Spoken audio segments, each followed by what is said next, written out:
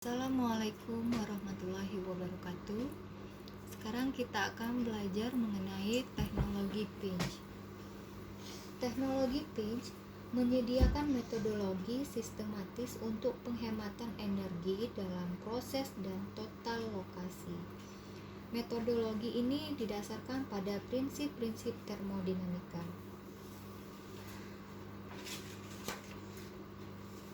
Dalam teknologi pinch, integrasi energi merupakan pendekatan yang luar biasa untuk mengurangi konsumsi energi dan meningkatkan profitabilitas di seluruh industri proses kimia. Analisis pinch adalah metode yang efisien untuk mengembangkan desain proses yang lebih baik dalam proses integrasi panas, di mana konsep target before design yang diperkenalkan oleh Linhoff. Langkah pertama dalam tahap penargetan adalah menghitung persyaratan pemanasan dan pendinginan minimum untuk jaringan penukar panas.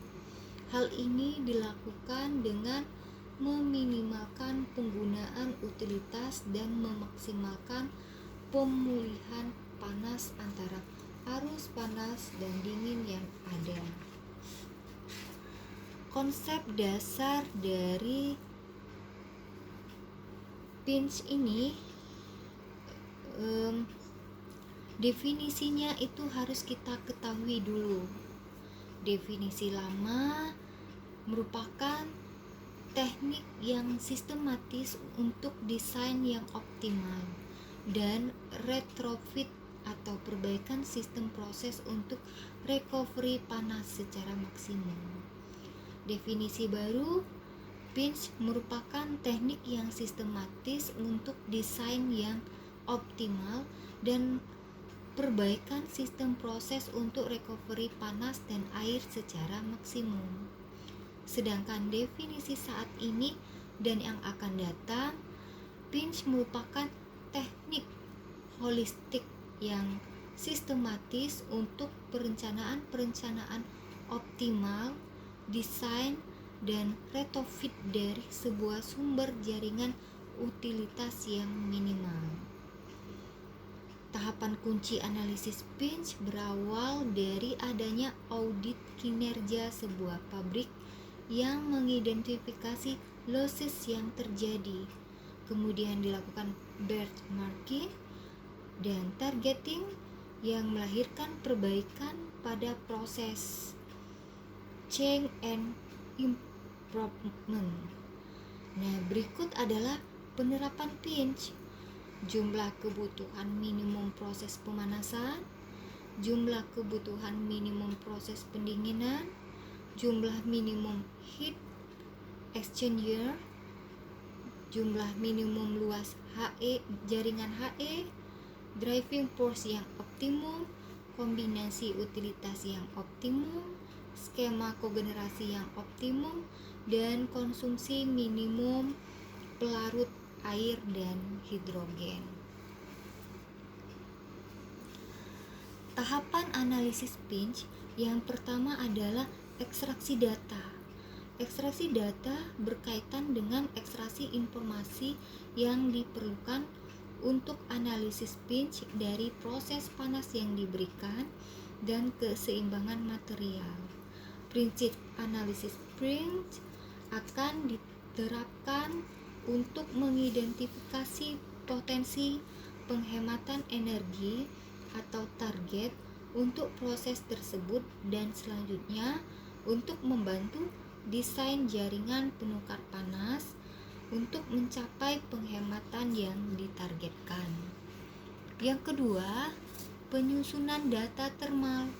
Penyusunan data termal ini terdiri dari dua. Steam panas adalah aliran yang membutuhkan pendinginan, sedangkan aliran dingin adalah aliran yang membutuhkan pemanasan. Yang ketiga, penyusunan composite curve. Nah, kurva komposit terdiri dari profil temperatur entalpi, ketersediaan panas dalam proses, kurva komposit panas, dan permintaan panas dalam proses, kurva komposit dingin, dan bersama-sama dalam representasi grafis. Yang keempat, penentuan target energi. Kurva komposit memberikan gambaran arus berdasarkan dari perpindahan panas dan dapat digunakan untuk menentukan target energi minimum untuk proses tersebut. Penggunaan pinch analysis, target konsumsi energi minimum dapat ditetapkan murni berdasarkan informasi keseimbangan panas dan material sebelum desain jaringan penukar panas.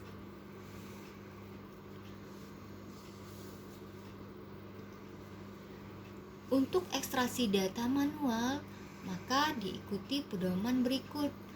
Jangan mengambil semua fitur diagram alir konseptual. Jangan mencampur semua aliran dengan temperatur yang berbeda. Jangan memasukkan utilitas sebagai data aliran. Jangan menerima data yang masih bersifat dugaan. Jangan mengabaikan hambatan praktis yang sudah ada.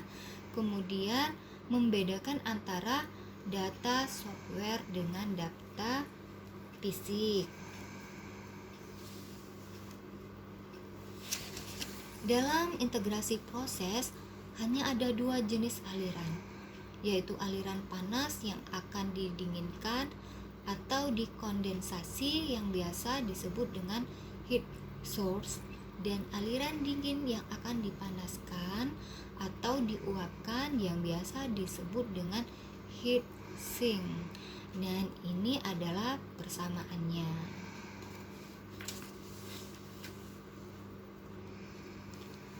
Ini adalah proses produksi sederhana, pengaplikasian penggunaan pinch teknologi pada HE.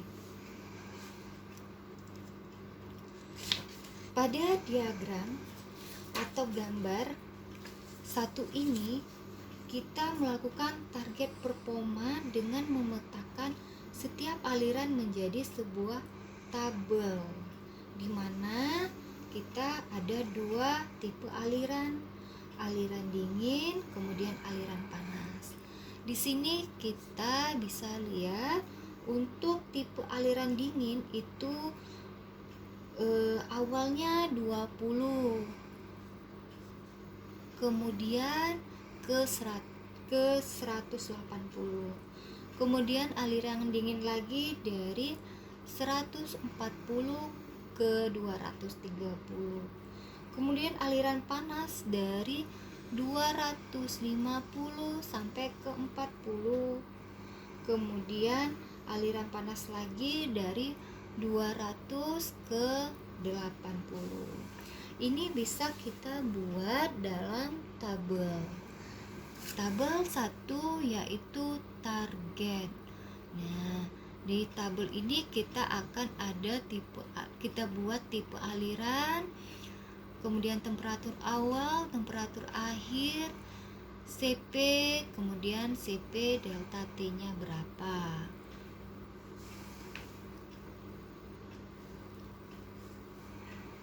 Setelah membuat tabel 1 yang ini,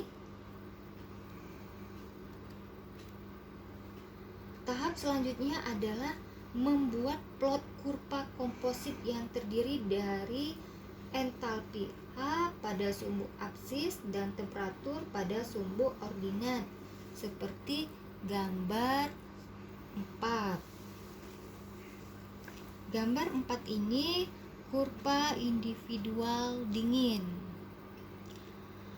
Ya, ini gambar 2 ya. Tapi di sini Ibu buat gambar 4, belum Ibu ganti.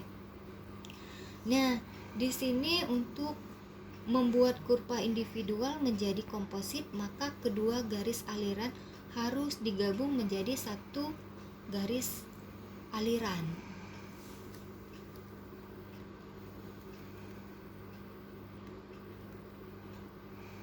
Nah, ini. Jadi dari satu garis aliran. Dari kurva individual dingin di atas, ini dari kurva individual dingin di atas ini dapat dilihat bahwa delta H totalnya itu 59 megawatt. Dari 32 ditambah dengan 27 megawatt. Itu menjadi 59 megawatt. Dan terjadi irisan pada titik 140 sampai 180. Nah, ini adalah irisannya. Dari irisan tersebut digabungkan dengan membuat diagonal dari kedua garis resultan, sehingga kita akan dapat tabel target irisan aliran. Nah, dari tabel target irisan aliran ini bisa kita lihat dari 140, 180 itu CP delta T-nya 8, 12, kemudian totalnya itu 20. Nah, dari perhitungan tabel ini, aliran nomor 1 C-nya berkurang 8 megawatt. Nah, dari ini ya, irisan-irisannya ini. C1-nya berkurang 8 megawatt, sehingga yang awalnya 32, awalnya itu 32 menjadi 24 megawatt. Kemudian aliran nomor 3 itu berkurang 12 megawatt, sehingga awalnya itu dari 27 menjadi 15. Itu berasal dari arisan ini. Hitung ya, ini.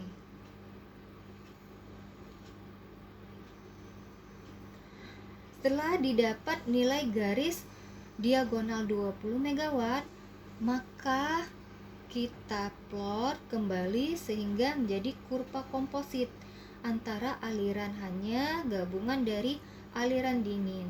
Kurva ini disebut kurva komposit dingin. Ini kurva komposit dingin. Tanda panah ke atas artinya membutuhkan panas.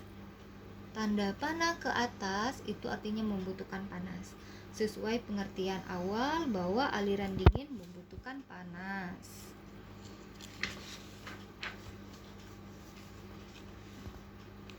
Begitu juga dengan aliran pertama, dibuat serupa seperti aliran dingin yang tadi. Nah, ini adalah kurva individual panas.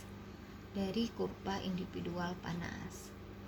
Dari kurva individual panas pada gambar yang pertama tadi, sama halnya seperti kurva individual dingin, dapat dilihat bahwa delta H total keduanya itu adalah 61,5 megawatt. Dari 31,5 ditambah 30.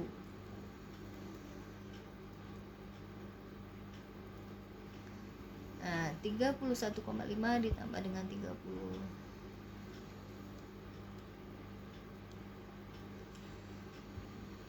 Jadi 61,5 megawatt. Dan terjadi irisan pada titik suhu 80. Terjadi di titik pada titik suhu 80 sampai 200 derajat.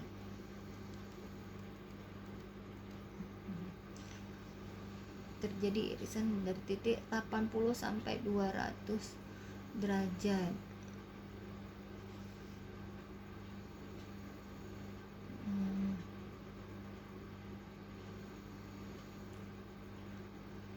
80 200 derajat. Itu model irisan kedua. Garis ini adalah garis H4 berada di dalam H2. H4 itu berada di dalam H2. Adanya irisan tersebut bisa digabungkan dengan membuat diagonal dari kedua garis resultan dan tetap memunculkan garis terluar dari H2. Dengan perhitungan tersebut, maka akan adanya tabel, dapat kita buat tabel 2 target irisan aliran panas.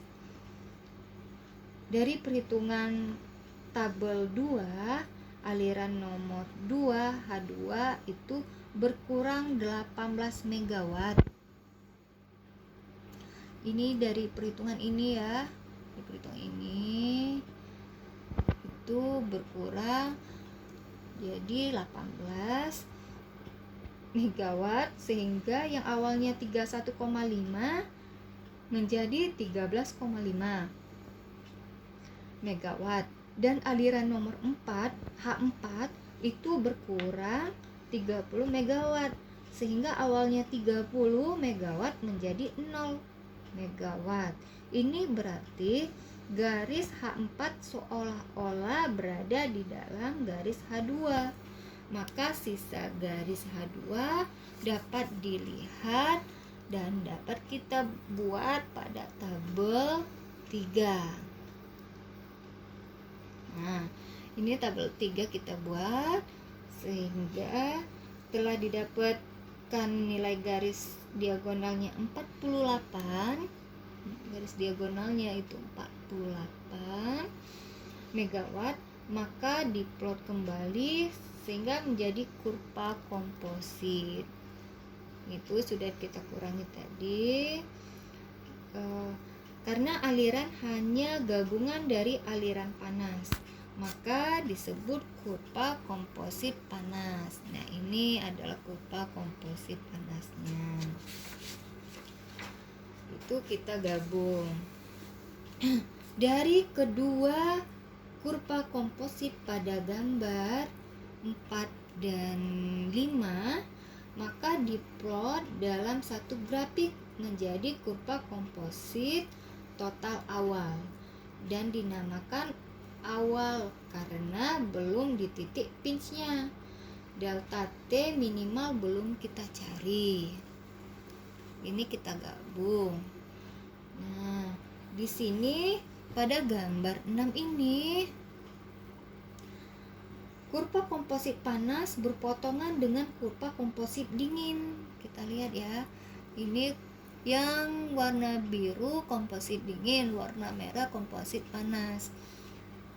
Kurva komposit panas berpotongan dengan kurva komposit dingin. Hal ini dinamakan cross curve.